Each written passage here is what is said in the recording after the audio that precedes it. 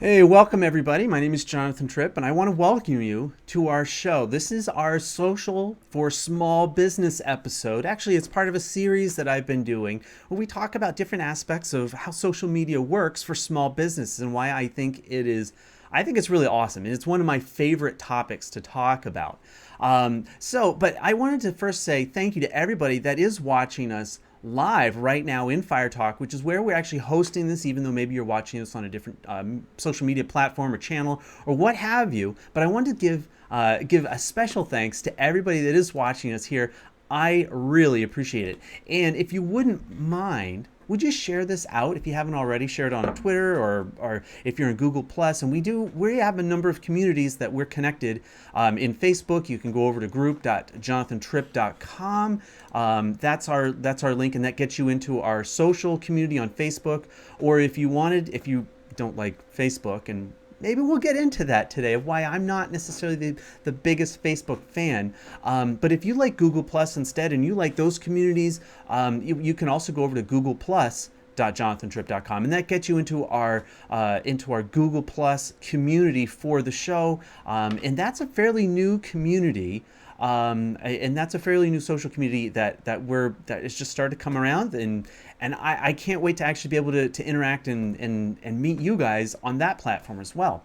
So today I want to talk about something really specific, and we'll see if it could be, I don't know, it depends on how people feel about it, but how many of you guys are aware or know about or have really thought or participated in, and you wait for it, influencer marketing, okay? I'm actually expecting to see the little thumbs down, frown faces, the aspect of it, right? That's what I'm expecting. Influencer marketing, okay? And I was reading an article actually a couple days ago, and they were talking about the rise and failure of influencer marketing, and they cited Phil Simms as like one of the first in the whole Disney world, like when he won the Super Bowl, and he said they told him, said, you need to say, I'm going to Disneyland or I'm going to Disney World. You need to say that. So when they come up, they say, what are you going to do next? And he yells out, I'm going to Disney World. And now that's kind of become a tradition, which we'll kind of get into why I think that's kind of cool and why that's like, oh my goodness, are you kidding me? Well, here's the thing, right? He got paid for that. He got paid like $75,000 in like a trip for his family, or his whole family, to go out to Disney World or Disneyland, right? So here's the thing. If we're going to kind of casually mark that as the beginning of influencer marketing, because that's exactly what it was somebody that was doing something else, winning Super Bowls, telling us to go do something else, go to Disney World. And the Disney Corporation, the juggernaut, the media marketing juggernaut that is Disney World, said, they put together this whole commercial where they just took that little clip where it's just all the lights and all the excitement and everybody knew who he was, and they clipped it and they put it right in the middle of their logos and their wording and their it just all their music and stuff, and it worked because people now recognize, and even to the point now where what are people doing? What do? They go to Disney World. I mean, that it's a recognizable name, and even more so than it was. And I think this was like back in 1987, and I hope everybody remembers that. I hope we're not that old. I'm not that old. No, I'm not that old. I'm not going to say that. But okay, so here's the thing, right? So since then, what we've seen is we have these super big celebrities, and you guys all know how influencer marketing works. Okay, you have celebrity. Okay, and celebrity is the one that you just know their name, and you listen to them a little bit more, or when they speak, even if you're just going like I can't stand it, you're still hearing them because they're popular, and through that popularity they have a certain amount of influence. Okay, however, what we found is that influencer marketing doesn't work quite always the way that we want. I think there's too much liability. I think there's too much problems with it, okay? And here's the reason why. That one person, if they go off the rails one bit in one particular way, you've basically hitched your wagon to that one person, that one brand. And so we've seen a lot of different, and I'm trying to think of a really good example right off the top. I mean, you can cite political models, you can cite religious models, you can say, this person, this business person did this, and if something doesn't quite go right, um, they're it's highly publicized, and they don't, and if they don't speak, and I remember this one. No, I don't remember the name exactly now, but I remember this instance where this one celebrity was now being a sponsor for a particular kind of cell phone. So they tweeted, "Oh, I love my whatever type of phone this was, like my new LG something something something, right?" And they sent it. They sent out the Twitter. Well, in the Twitter or whatever the message was, it also said sent from their BlackBerry or something like that. Now that's how you can tell how old it was, right? And I mean, just when something like that goes wrong, it's like, oh, so you're going to tell me how great an LG phone is when you're sending the message on a BlackBerry. Like, how contradictory is that? Or if it'd be like a superstar being a Nike sponsor but wearing Reeboks or something else, right? And I'm just kind of going back to the 1987, thing. So.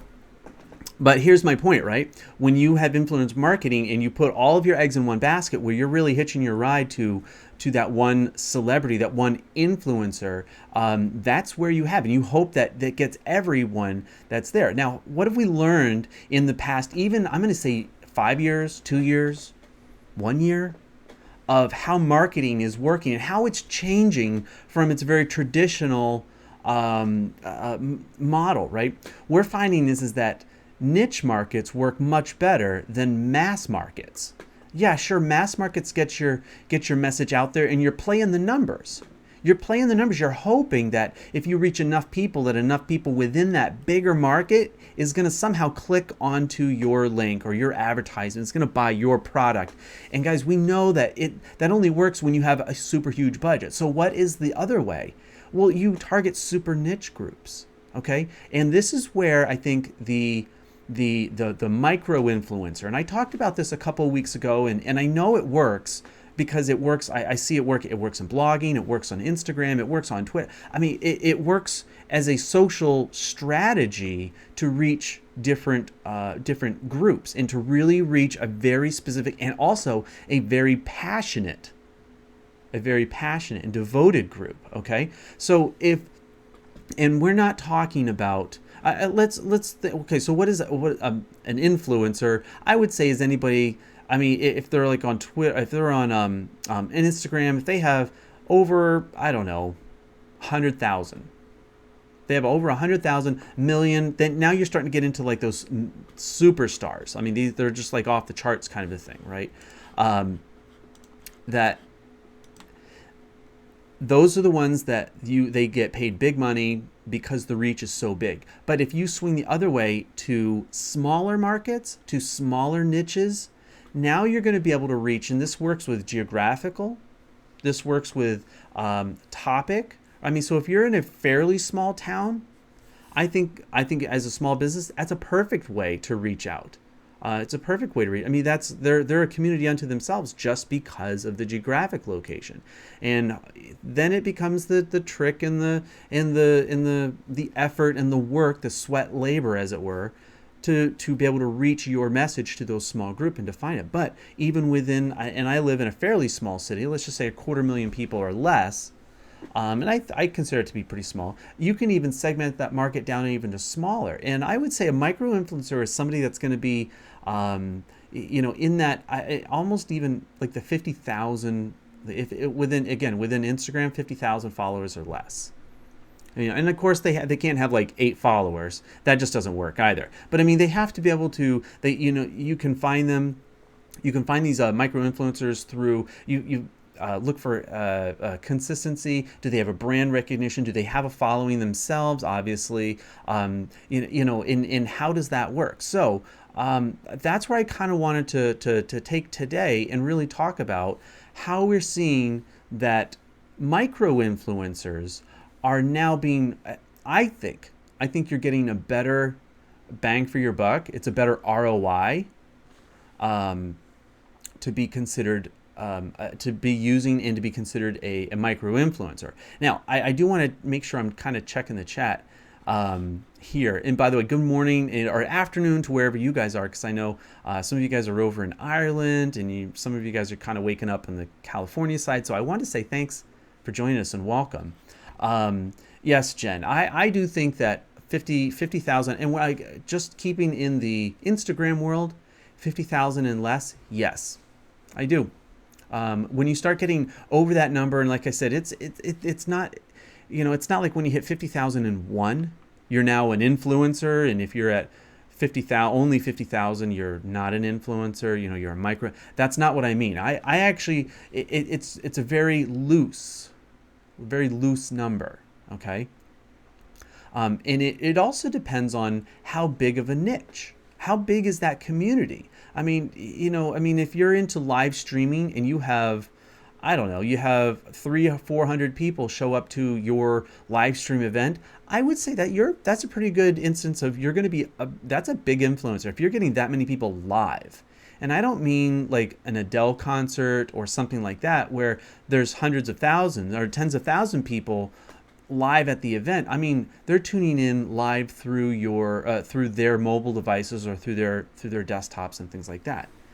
But I think when you start getting down even into anything over 10,000, I think is really where they're starting, where you really start to get that influencer aspect. And there are some, I understand it doesn't mean that if you don't have, you need to have 10,000 or more followers on Instagram, and you need to have 20,000 followers on Twitter and 1,000 likes on your fan page, and now you've graduated to influencer status. That's not what I'm saying. It's not like a formula. But what I am saying is that if you have a dedicated niche audience, that when you speak, they listen, and that when you say, hey, let's try this, let's go there, that's what I think an influencer does. And when you wrongly or in a bad way, you leverage that or require that influencer to talk about things that don't match with their audience, that's not a good fit, it sticks out like a sore thumb. So Omi says, micro influencer sounds good like micro reach. Is that always good? Well, this is Omi, this is where we're going with this. And thanks, that's a really good comment. I appreciate that. Where I'm going with this is saying that it's not that less is more, as much as less, you tend to get a better quality response. Okay, that's really where I'm going with this. I'm trying to think of a really good example of somebody that puts out, they put out like a tweet or something like that, right? Or an Instagram picture or a Facebook page, something, and they get instantly 100, or within like the first 30 minutes, they get 100 comments back.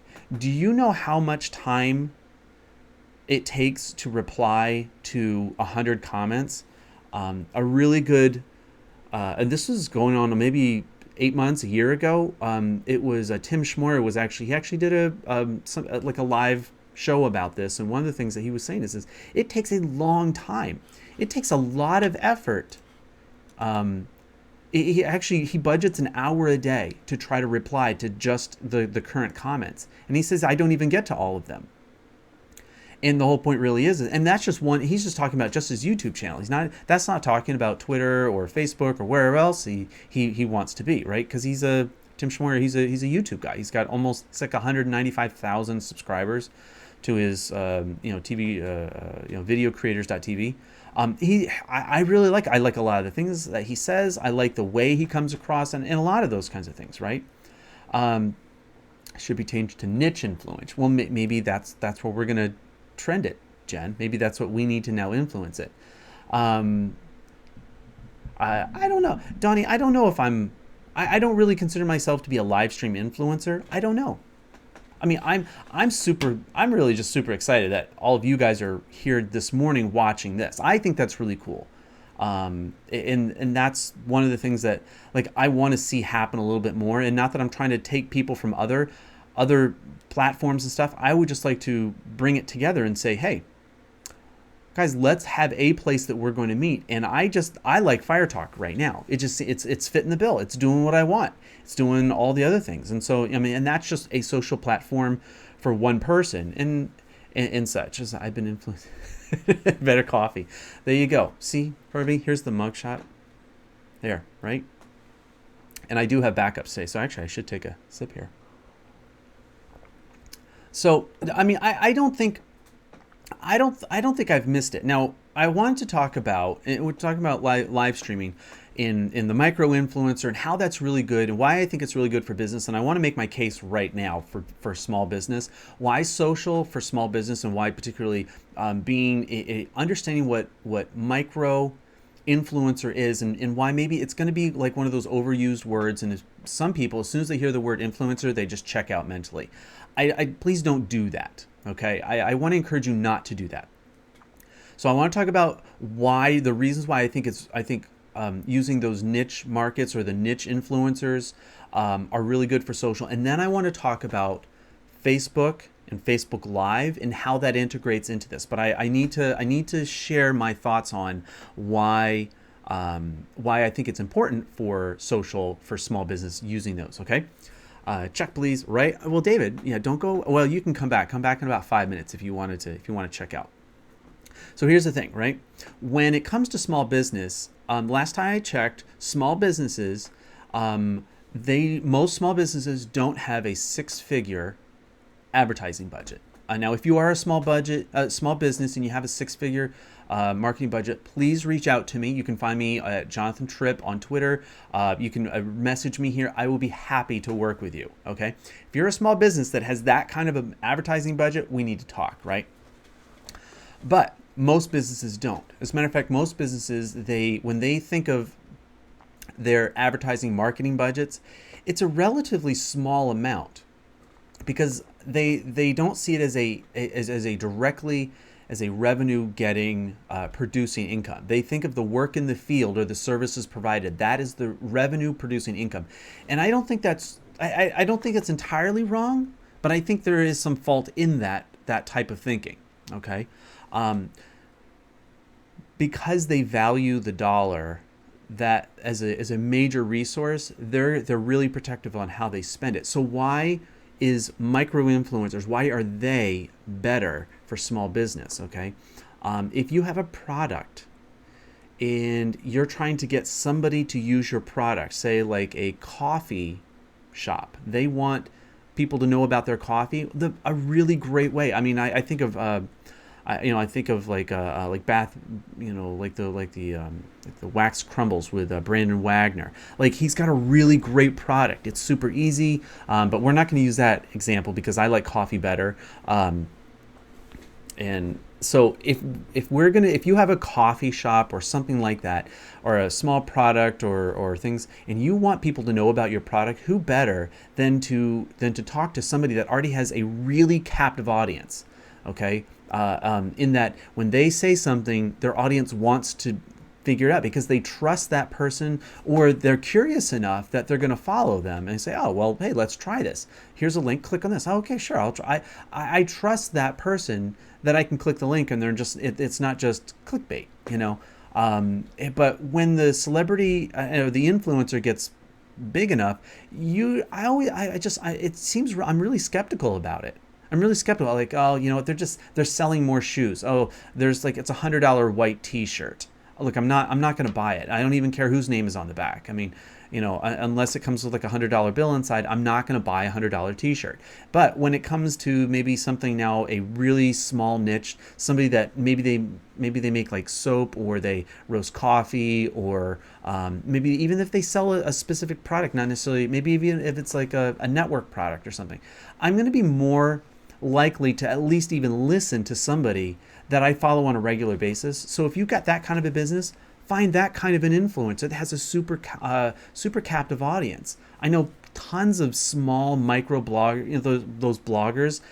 We call them mommy bloggers sometimes. I think that's a little unfair, but in a way to understand, the whole point really is that blogger has a really dedicated audience. We see that Periscope has that a lot. We're going to get the $100 white T-shirt. right? I will send you the link. I'll put the link in the group. It's $100 T-shirt, right? Um, but when you have those, those micro influencers, like the bloggers specifically, they do a product review.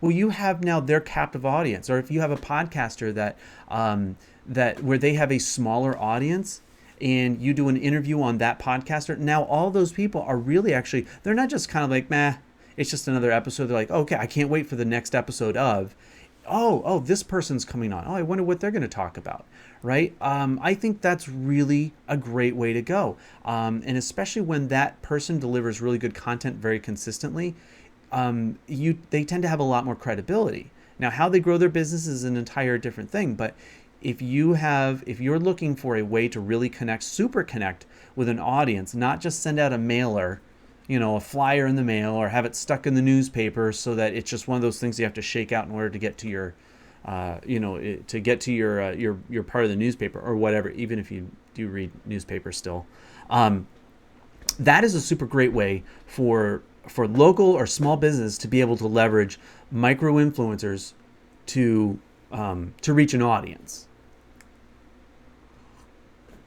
Oh, excellent. Now I see. Yeah. Thanks for the link, you guys.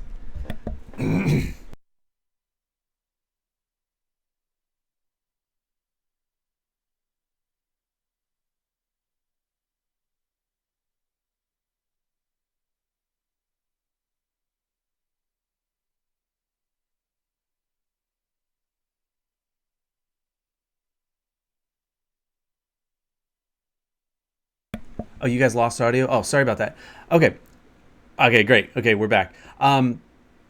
So if so when it comes to large audience, it costs a lot of money for a sponsored tweet for a large celebrity. It's going to cost you money, and again, there's no guarantee, and it's really just kind of you're scattering your message over a large audience, hoping that it'll just somebody that somebody will just click. You're kind of playing the numbers, as it were.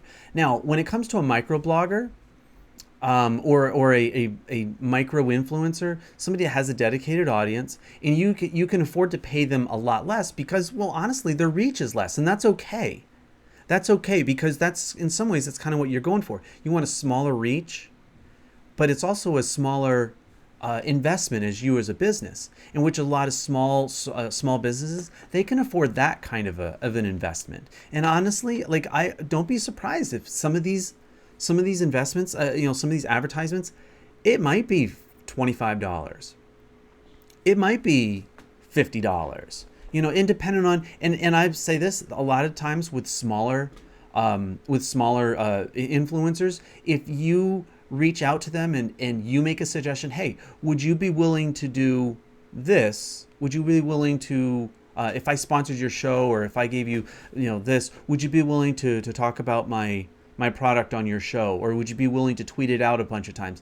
I think now you've got these smaller businesses, than the influencers. You guys are much more likely to work in kind of give and take versus somebody. I mean, you think of like a really big brand. I think Tony Robbins. Okay, let's just use that as an example. It's not a product; it's a service, right? There is so much red tape. He does not promote other people's business. He shows up on people's shows. Okay, like he is such a big brand unto himself. It's not even funny. And now, I mean, he is starting to kind of show up, and he's got his, I am not a guru documentary, things, and that's perfectly fine, right? And it's not a knock on him. It's just his brand is so big now that you can't. It's hard to work with him. There's a lot of red tape versus somebody that's smaller. Maybe say they only have, maybe a couple of thousand followers on something, but those followers are really passionate. You reach out, you'll be able to work and find, you'll be able to work out an arrangement versus a very large celebrity, which is really just kind of, it's a take it or leave it situation. So that's another aspect, the flexibility, the upfront costs, and as well as the level of engagement. So those are kind of my three main reasons why I think that using influencer marketing, micro influencer marketing for small business is the right way to go, for small business. Okay. Oh, I love that. That's a really good point. Sarah writes, she writes, in my town, if you get on the good side of the admins, of the rants, the raves, and the review groups, then they like your store or their restaurant, then they evangelize you. And that's exactly the point. Now, obviously, if it goes sideways on you, you have to be careful. So pick your sponsors carefully, work with them. I mean, it's really kind of common sense, right? Um, but that's my whole thing. Okay, now I wanted to kind of turn this over to Facebook Live. Why not using Facebook Live may or may not be the right way to go. Okay, now here's the thing: we've been talking about this for months, where how I see that Facebook is actually, I think they're changing the way that they're choosing to interact with their audience, with their user base, okay? And why it's becoming more and more and more a pay to play model rather than just a social model, okay? And here, so this is why I think it's really important for you to understand. And if you're a small business, why you need to be really picked very carefully if you want to use Facebook as a main avenue to drive traffic for your business, okay? Now, I'm not saying don't. I'm not saying that Facebook's horrible and that they're going to take all your money, or they're just going to leave you high and dry, except that they don't really care about you. Okay, that's a problem right off the bat that I have in a business relationship, even with advertisers. They don't really give a rip about you as a business advertiser. Okay, what they do care about is their end user experience. Okay, so here's the thing. When it comes to producing content on Facebook, understand that it is meant to be, for the most part, to be kept within Facebook. Sure, you can embed like Facebook Live on your page, but I don't think that Facebook is ready. To be honest with you, I'm not 100% sure that Facebook is ready to do what YouTube has been doing for years now, even to the point where, like, I'm not really sure that they're ready to do what Periscope has already done.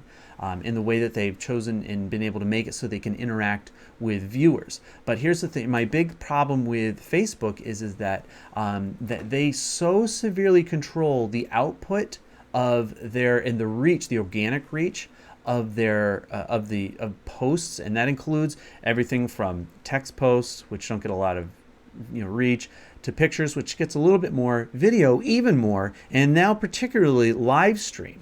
And I think that I would not be surprised that if Facebook Live as a whole, they get you hooked. They want you to be engaged so look at all these Facebook Live events, and then you're going to see what you're going to see. And so if you're putting your money as a small business into, hey, let's produce a Facebook Live show, and then guess what? They're going to change the algorithm again. Or they're going to change it in a way that they're going to say, well, if you want to continue to experience the reach and the engagement that you want, you're going to have to pay. And I didn't make this up. This is what they do. How many of you guys that are watching us live here, how many of you guys have or had a fan page? How many of you guys had a fan page, huh? And everything just totally changed. Had a fan page. Now, I have one. I don't put a lot of time into it, and I think you guys know that. It's not a secret. I'm not, and at the same time, I'm not saying, oh, just get off of Facebook. Don't even pay attention. That's not what I'm saying. I'm saying don't make your home there. As a small business, don't make your home there. Make it one of the places you're there, but be very careful about how you spend your money, because unless you're doing some really well-designed retargeting, where you're able to capture their email or get them into your sales funnel, not the Facebook sales funnel, where a like on your fan page is not equal to a captured customer, okay? You need to really understand that concept. That's not the same thing. A like or an email address, which one would you rather? How would you, in the digital marketing world, which would you rather have? I'll go with an email address anytime.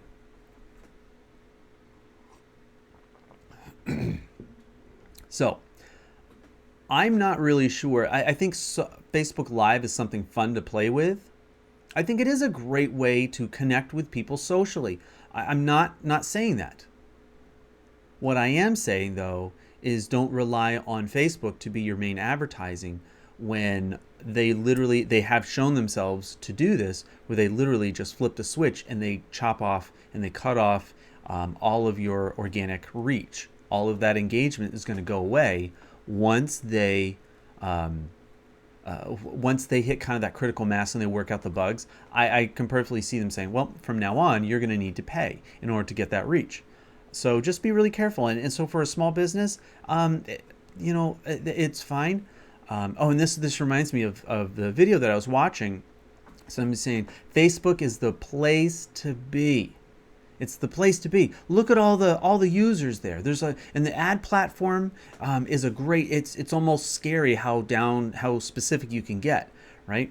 But I'm coming at it from more of like the content marketer side. If I produce really good content, where do I want to house it? Right, Facebook Live, right? Where if I have content, where do I want people to engage on? And to be honest, like I don't mind if they discover me on Facebook, but I don't want them to stay on Facebook. I want them out of that platform right away.